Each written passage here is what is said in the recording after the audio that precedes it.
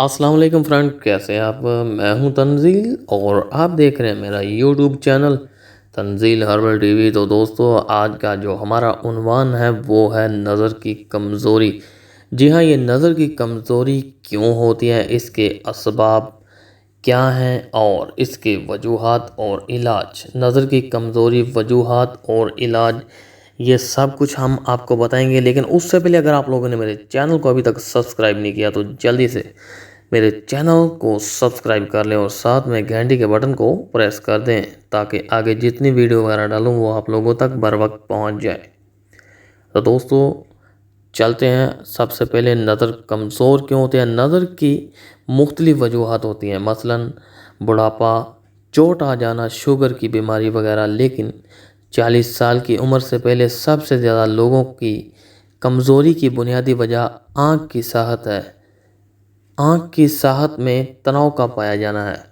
آپ دیکھتے ہیں کہ اللہ تعالیٰ نے اس کائنات میں ہر لحاظ سے زیادہ ورائٹی پیدا کی ہے۔ اگر پھول ہیں تو رنگ برنگے، اگر پرندے ہیں تو طرح طرح کے۔ اس طرح آنکھوں کی صحت بھی وہ سب کی ایک جیسی نہیں بناتا، اس میں بھی تناؤ پایا جاتا ہے۔ بچوں کے معاملے میں کون سے احتیاطیں کی جائیں کہ ان کی نظر بھی کمزور نہ ہو اور ان کی پڑھائی بھی متاثر نہ ہو۔ اصل میں نظر کو کمزور ہونے سے بچانے کے لیے تو وہی احتیاطیں ہو سکتی ہیں جو ابھی بتائی گئی ہیں۔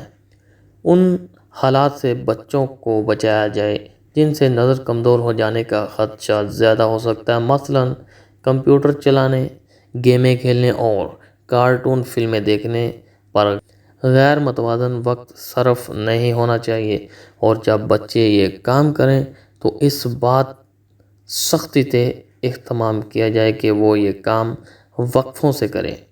یہ وقت بغیر موزوں وقفوں کے یا بہت طویل نہیں ہوتا۔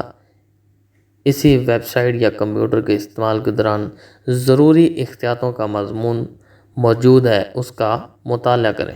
اب آئیے چلتے ہیں، میں آپ کو بتاتا ہوں ایک ایسا نسخہ جس سے آپ کو لگی ہوئی اینک اتر جائے گی، وہ بھی ہمیشہ ہمیشہ کے لیے۔ تو فرینڈز، آپ نے کرنا کیا ہے کہ ایک ڈبی خمیرہ گاؤ زبان امبری کی لینی ہے، اور ایک ڈبی آپ نے اطریف الاسطخدوس کی لینی ہے۔ یہ دو ڈبیاں آپ لے لیں الگ الگ، اور آپ نے صفوف بنانا ہے۔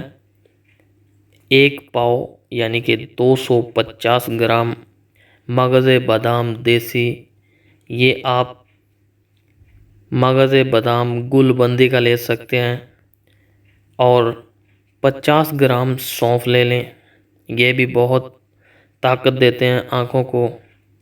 اور اس کے بعد 25 گرام سوکھا دھنیا چاہیے ہمیں، اور پھر اس کے بعد 25 گرام مشری۔ جن لوگوں کو شوگر کی پرابلم ہے وہ اپنے حساب سے مشری ڈالیں یا پھر مشری نہ ڈالیں۔ تو فرینڈز، ان چاروں چیزوں کا آپ نے صفوف بنانا ہے۔ وہ جو خمیرہ گاؤ زبان اور اطریف الاسطخدوس کی ڈبی ہے وہ علیحدہ رکھنی ہے، اور ان 4 چیزوں کا مغز بادام، سونف، سوکھا دھنیا اور مشری کا آپ نے صفوف بنا کر سیو کر لینا ہے۔ تو اب اس کو استعمال کیسے کرنا ہے دوستو، غور سے سمجھ لیجئے۔ یہ دونوں جو آپ نے خمیرہ گاؤ زبان اور اطریف الاسطخدوس ہے، یہ آپ نے آدھی آدھی چمچی ٹیبل اسپون صبح اور شام لینی ہے۔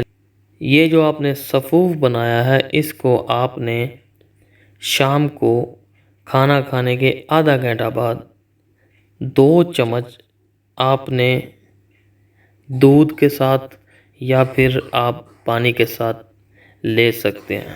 تو انشاءاللہ ان چیزوں کو استعمال کرنے کے بعد آپ کی نظر کی اینک ہمیشہ ہمیشہ کے لیے چھوٹ جائے گی، اور یہ نسخہ مجرب ہے، پہلے استعمال کیا ہوا ہے ہم نے۔ تو دوستو، یہ تھا آج کا نسخہ، کیسا لگا؟ اگر آپ کو پسند آیا تو لائک اور شیئر کریں۔ ملتے ہیں اس ویڈیو کے بعد، اپنا بہت سارا خیال رکھیے۔ اللہ حافظ۔